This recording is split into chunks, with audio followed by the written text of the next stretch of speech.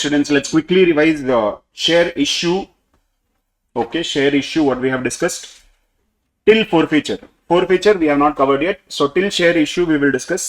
So what is share, by the way? Company law definition.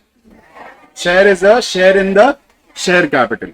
Okay, there are two types of share. One is preference share, one is equity share. What is preference share? Which has preferential right. Preferential right for what?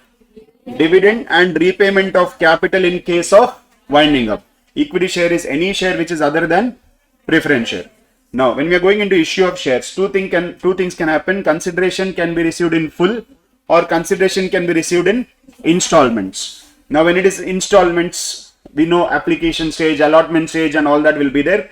Okay, when it is issued, it can be issued at par. Par means what? Issued at face value. Issued at premium. Premium means what? Issued at higher than face value.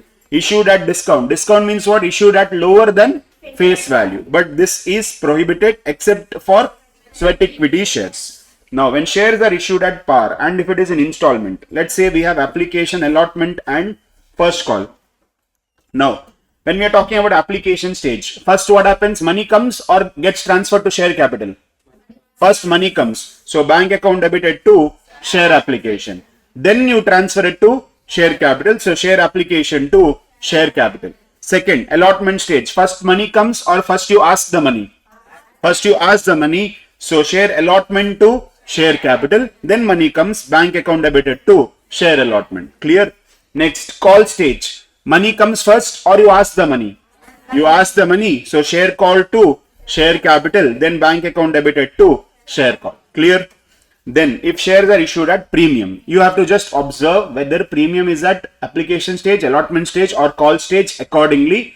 Whenever you transfer the money to share capital, you transfer the extra amount to securities premium. Clear?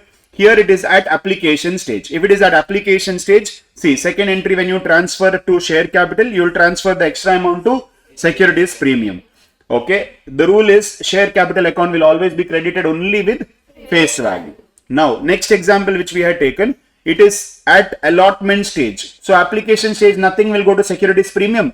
But when you pass the allotment entry where you transfer the amount to share capital, extra amount goes to securities premium. So, just remember that whenever you transfer money to share capital, if there is extra amount, that has to go to securities premium. This can happen at application, allotment or call, any stage.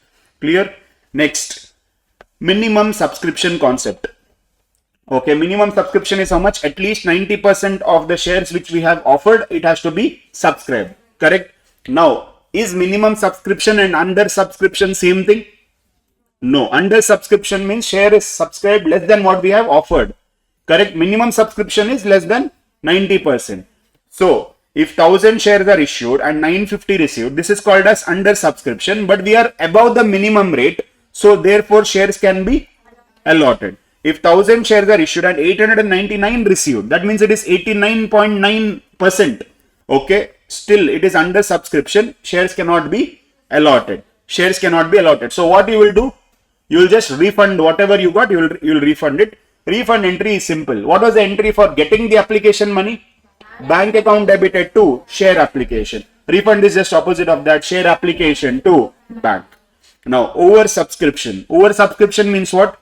Application received in excess of shares issued. You have three options over here. First one, reject and refund excess applications. So you just pass the reversal entry just now what we discussed.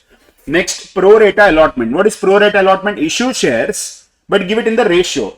That means everybody who applied will get shares, but they will not get how much they applied. They'll get lesser number of shares. Clear? Otherwise you can do partly reject and partly pro-rata. Now, when we are talking about pro-rata allotment, we took this example. 1000 shares are issued, 1500 applications received. We had 4 different stages and 4 different dates. First they gave 1:1, so nothing, no extra applications. Then they gave 1:2, 1 share for every 2 applications. That means there will be excess applications. Excess applications, what will you do? What will you do with the excess applications? The extra application money, you will adjust it with what? Allotment or call. Okay, if they don't tell, we adjust only till allotment. Now, excess application received, you have to see if it is rejected, don't bother, refund it. If it is pro-rata, adjust the excess amount with allotment or call.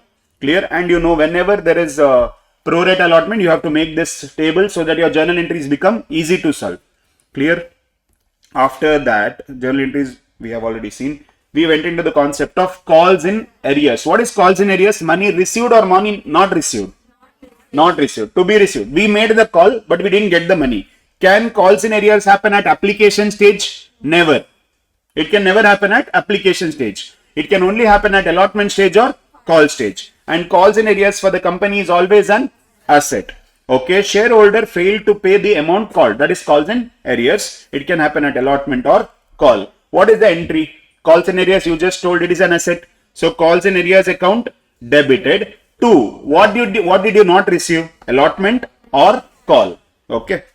Now calls in arrears amount received after some time. After some time they pay the money. If they don't pay the money, that's our next topic. That is forfeiture. They pay the money. When they pay money, what happens? Bank account gets debited because we got money. Calls in arrears is gone. So 2 calls in arrears. Interest on calls in arrears. For the company, interest on calls in arrears is income. And maximum that you can charge is 10%. So first you pass the due entry. Due entry means what? You're supposed to get. You didn't get yet. You're supposed to get.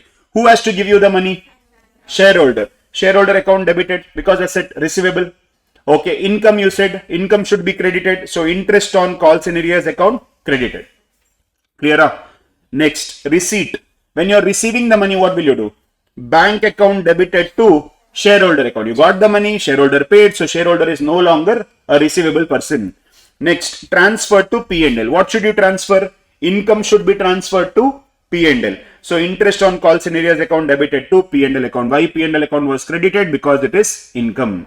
Next, interest on calls in arrears. Interest on calls in arrears. If you want a formula how to calculate, calls in arrears into interest rate into time delay. How much delay was there? That much you will charge interest for. Now, calls in advance. What is calls in advance? Person paying the money early even before we ask the money. Clear? This is a liability for the company. This is liability for the company. Amount paid by the shareholder before amount is called. Can calls in advance happen at application stage? No. Application stage, there cannot be calls in arrears. There cannot be calls in advance. So calls in advance also only at allotment or call stage. Now, amount received. When you get the money, what will you do? Bank account debited. Clear? 2 calls in advance account. You told liability. So liability creation should be credited. Next, calls made. When the call is made. When the call is made, what entry? Normal call entry. What is a call entry? Share allotment or share call account debited to share capital. Correct? Next, when you receive. Okay. When you receive, there is nothing to be received because already the person has paid in advance. So what you will do now? What you had received in advance, you will adjust it now. So calls in advance account debited to share allotment. If at all we had to get money here, we would have passed the entry bank account debited to share allotment or share call. But because we already got it in advance, calls in advance account debited to share allotment or share call. Clear? Now, interest on calls in advance. We are going to charge or we are going to get. Sorry. We are going to pay or we are going to get. We are going to pay. Expense. Correct? And maximum interest is how much? 12%. Maximum. Okay. If it is not given in the question rate, then you are going to take the maximum only. Otherwise, what is given in the question, you are going to take that. So due entry. You told it is expense. So expense should be debited or credited? Debited. Interest on calls in advance? Debited. Whom are you supposed to pay it to? Shareholder. So to shareholder. Shareholder credited because it is payable or liability. Then when you pay, the liability is gone. So you will pass the entry shareholder account debited to bank. Next, transfer. What you have to transfer? Expense incomes always should be transferred to P&L. So P&L account debited to interest on calls in advance. Clear? Next, interest on calls in advance. The formula if you want. Calls in advance into rate into time period, time paid early, not delay, time paid early. For that we have made this timeline also. See, call is made. This is the due date for payment. This is the date of payment. Interest will not be from call date. It will be only from the due date for payment. If interest on calls in advance, payment received, call is made, due date for payment. Interest will not be paid till the due date. It will be paid only till the date of call. Clear? Yes. That's it with the basics discussion.